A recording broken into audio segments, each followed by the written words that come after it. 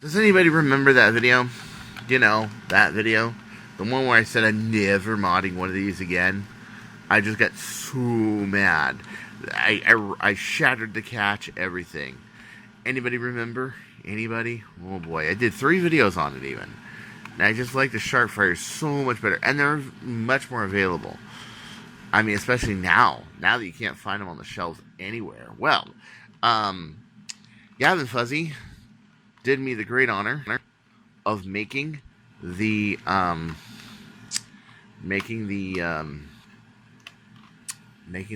kit. Yeah, which is going to be a much more commercially available Mauser fire than something handmade that I can build.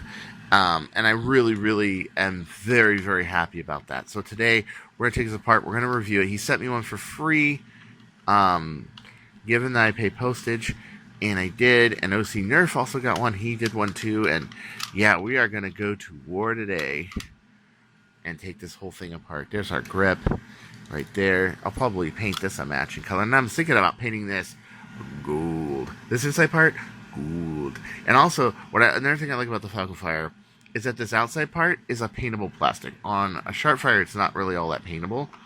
So, I mean, you can paint it, but it's just not going to look that good. Yeah, so we're going to take this baby apart. We're going to put it together, and we're going to try it out. I'm really excited. Another video we'll be making a holster, and another video we will be testing this, comparing it to, I don't know, a Mauser fire. Yeah. OC Nerf has also done a few cool things. He's put brass in this, and it shoots fairly well. It shoots pretty good. I do like the fact that the Falcon Fire is actually modular. Unlike a Sharpfire, which you have basically, here's a modded Sharpfire. You have one frame that's down here, which is nice, but you can't separate the back from the front, and to make it magazine fed, you need to. So what I usually have to do is I have to glass in like a Katana mag adapter, or like I did the first one where I had 2 hold-in rails, 10 layers thick of fiberglass, that held the whole thing together. And that's a really nice pistol. It's accurate. It's won me more rounds than I can count. But it's not feasible for mass production. It's also very difficult to take apart. I mean, you literally need a degree in engineering just to take apart. Well, not everybody has a degree in engineering. And quite frankly, also, most people are familiar with O-ring seals rather than interlocking metal. Now, I think interlocking metal works great, but a lot of people like the simplicity of O-ring seals better. And I can't blame them. I really can't. Oh, get over here. I really can't blame them. So I'm just so excited. We're going to take this apart, put it together, and we're going to test this baby out. Alright, so I got it apart. I took out the locks. Lock, get out of there. Okay, you don't want to keep the locks in this, especially since it won't work anyway, because this is smooth on this side. And this catch. Yes, I shattered one of those. First time I shattered one of those. This is the rear assembly for the plunger tube. Yeah. It's pretty cool. I am partial to the Sharpfire. I know a lot of people think it's primitive, antiquated, whatever. No, they're great blasters. But nonetheless, let's get this out of here. This is really dinky. This catch is just really dinky. It falls apart too easy. You definitely, if you got a Sharpfire catch, you want to take it apart. Must separate this shell from this shell. Come on, get out of there. Get out of my blaster. There we go. Cool. So I got this liberated, that liberated, that liberated. Let's get a Sharpfire catch and put it in. Now, at first glance, these two don't look a lot different, do they? Okay, there's a Sharpfire catch. Here's a Falcon Fire catch. The difference is, however, this will shatter with a number 62, and this will flourish. Why? Well, first off, if you look at this ring right here, it's a little thicker all the way around. This one has a circle, it disconnects, and it's very thin. This is the part that broke. Actually, the whole thing fractured in half. And I don't know why it completely fractured in half, but it did. So there's the Falcon Fire trigger catch. Here's the Sharpfire trigger catch, and as you can see, it's just a little beefier. It's enough to pull it off. You know, it's a lot nicer. Okay, catch spring.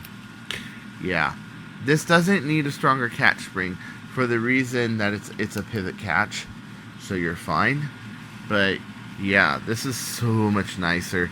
This one side is completely reinforced, so it's actually a lot better having the one side plain and the other side like so, because it will hold up much better. It's just the way it distributes the loads. But the main thing is this junction right here. Yeah, you can see it. How it's just thin there, and this is thick, and it continues a lot better. It holds the structure much better. And it's the difference between success and catastrophe in a Mauser type blaster. It really is. This catch right here, it really is. Gavin Fuzzy supplies a trigger, so you don't have to cut down this thing right here. On a Sharpfire, you want to cut this down so you have more travel to the trigger. Otherwise, it will just go down like a little like that. You're going to see when I put this in. This catch. Come on. 1 second. 1 second. This thing is misbehaving again. Okay, so put in the trigger. Come on, get in there. It's kind of hard for me to do things one-handed. I have a hard enough time doing things two-handed. But as you can see, okay, so I'm going to pull this trigger and watch. Oh, yeah, you got much more action. It just flew away. Don't worry, we'll get in there, catch spring. Dude, that's the big key right there. Sharpfire catch. That's the big ticket right there. And it doesn't look that different. And it looks like the beam down the center should be better. But one, that beam down the center is thinner. And two, this. And it does. It makes so much difference. The one on the Sharpfire is a way better catch. Way better trigger catch. So you unscrew this back plate here. You take this out right here. Remove the padding. And already you see, yeah, I'm going to have a dead space issue here. But we'll try it with the Falcon Fire catch. But yeah, this is 7 grams rather than 5 grams, according to OC Nerf. The Sharpfire one is 5 grams. These are 7. And yeah, I think that does make a really big difference in performance. So, again, if you got a Sharpfire you can scrap, you are better off salvaging some parts from a Sharpfire. You really are. Okay, so I got an old 10K prototype turf spring. Where did I put the grease? Grease. I'm looking. Where's the grease? Crapola. So I got a 10K prototype turf spring in here. This was like one of the original painted prototypes there. And that's in there. And again, I do see a lot of room for fine-tuning here. Took the bolt out of the plunger tube. There's your plunger tube right there. I'm going to do a few little modifications, yeah. But here is the bolt. I took the O-ring off of this one, put it on this one. You have to fight these. Oh, yeah. Taking out the ARs on these is a bitch. I know. It really is. So I'm going to put this in here. As so. Oh, very nice. Very nice. It is also nice that Gavin Fuzzy's does not have this edge right here. That's nice. That's really nice, because it is a little harder to take out. Overall, just all these little things they did to the Falcon Fire, I just didn't like. And the Gavin Fuzzy kit answers it. It answers that call, and I really do like that. Screwed the spring plate back on. There's one thing I like about the spring plate, is that it's ribbed. See these ribs right here? It's ribbed, and then it has this for the prime indicator. As where a Sharpfire is not ribbed, okay? It is got a little bit of texture to it, but it's not ribbed. This is a lot stronger. Also, this is internal, which has the advantage of it can hold the spring better, but it also has the disadvantage of I can't just unscrew these 4 and take it out without taking the whole blaster apart. I kind of like that feature about the Sharpfires. I can just take these apart, put in a spring. But again, the cons are outweighed by the pros. It does make it a little bit better of a rest because you have that rest back there now. So let's put this all in. So there it is. There's the mechanism right there. And I'm about to put this side on, and then I'm gonna put in the SPAMF kit. So there we go. One thing I really like about this are these bosses. Look at these brass bosses. But also, you can take out the one. Let's say you're a katana only guy like me, and you don't like talons for political reasons. You can take out the catch for the talent and only use the katana one, or vice versa. So that's really nice. So look at these bosses. Look at Gavin's just beautiful work here. And they line up, and they line up. Oh my god, look at that. I didn't change that at all. They line up. Dude, Gavin, man, if I ever do make a real archer and I have money, you are so freaking hired, bro. Whoa, this is gorgeous. When you do this one, you do have to push it kind of in, because the spring, the screw he uses is kind of short, but so you do have to kind of, and don't over tighten. It is of course 3D printed. You don't want to over tighten the dang thing. Another feature I noticed that he did that was real clever is airflow. Put in mind, airflow is very important to the back of this blaster. Okay, and this doesn't really have really good airflow from the beginning. But look at this. Look at this little duct right here. I like that. I actually like this a lot. You know, because it's not just the amount of air you're pushing through the barrel. It's also what you're putting behind the spring, and that's behind the plunger. And that's what a lot of people miss when they modify springers. So we're gonna put the grip back on. We're gonna put the top back on, and we're gonna see what we can do with it.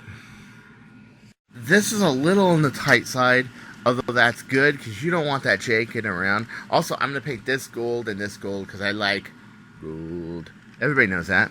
I like gold. But I like a little bit of gold. I don't like things to be totally gold. I mean, I wouldn't drive like a 24 karat gold plate car. But maybe gold rims, gold hubcaps when it's in style, of course. Sure. Oh, yeah, that's tight. But that's cool because you don't want that bolt janking around. Okay? So this is just video one. We're going to do a lot with this blaster right here. We are going to definitely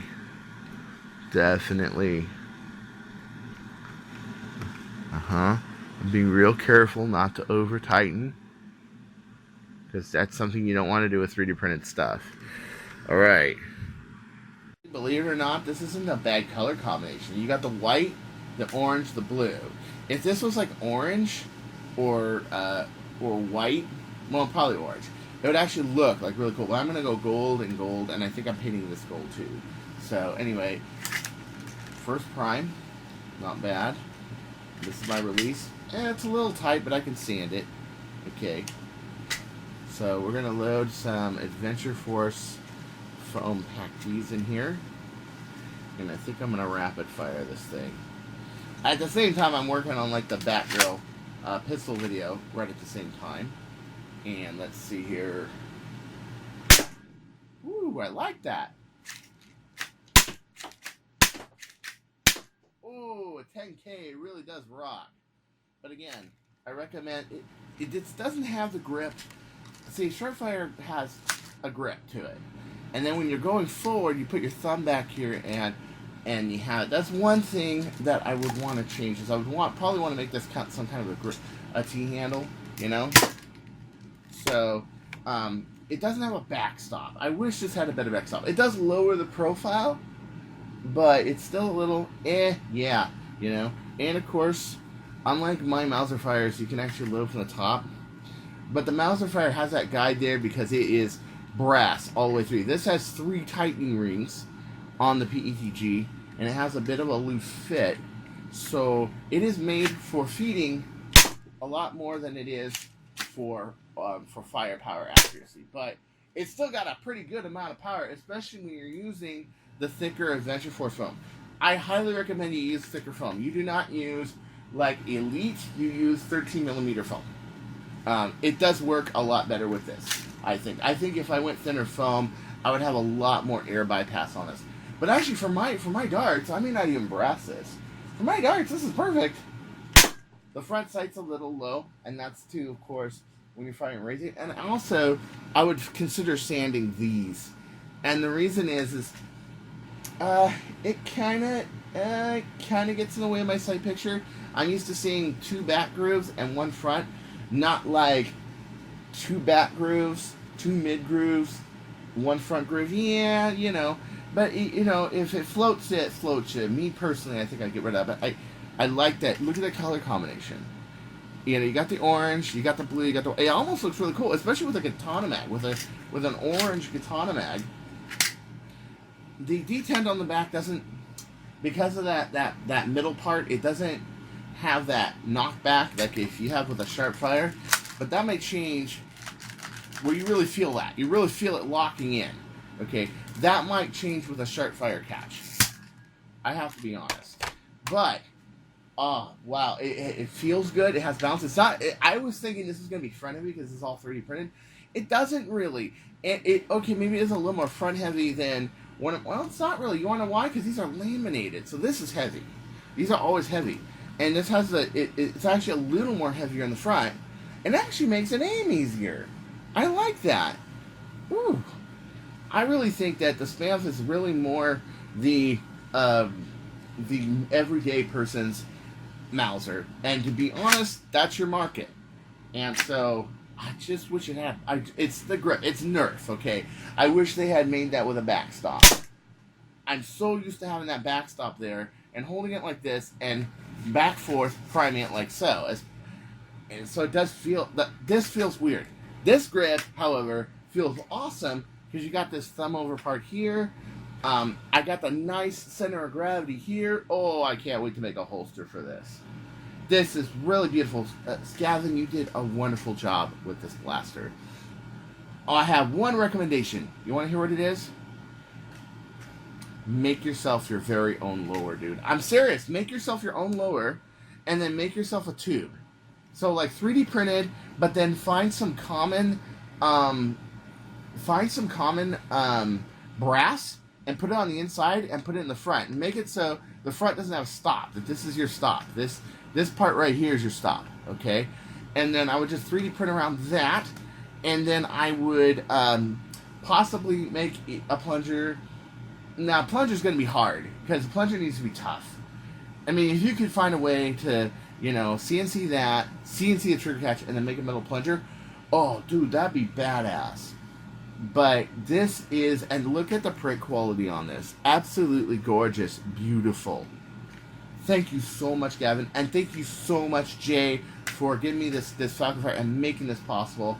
Eleanor is alive. Yes, she is. How's it spin? Oh, that's nice. Oh, so, you know, like the sharp fire, you have this little edge right here, and you got to get used to that because that catches. Especially when you're going like that, like front, okay? This is swept forward and like so, so it actually spins really good. I'd hate to drop this though, but it actually spins, it's got good balance. It's just the right amount of front heavy. I'm not bullshitting, it's just right. Well, let me put it this way, Gavin. I said it once before, I'll say it again. If I make the true what Archer should have been, you know, the Cartaya 200, if I ever build it, if I ever have the money, you're still hired. I will pay you to sign this at 3D to go into metal tooling. I will pay you to do it. Because this really demonstrates to me that you understand a Mauser, you understand the philosophy behind it, you put it in a more common format that you can actually do 3D printed rather than laminating this whole thing and taking forever and lining everything up. And yeah, that's a lot of work. Making a Mauser fire is a lot of work. I know, I got 2 under commission right now. And they're a lot of work. This thing, is so cool because the Falcon Fire frame breaks apart and there it is. And I'm thinking I'm going to go gold, gold, gold, gold, blue. That's what I'm thinking of doing. That's what I'm thinking of painting this. So until next time, or maybe this will be blue, I'm not sure. So until next time, this is Chris Cartaya saying, don't you go changing, or I'll blast you. I'll find you. Then I'll blast you. Yes. Peace out.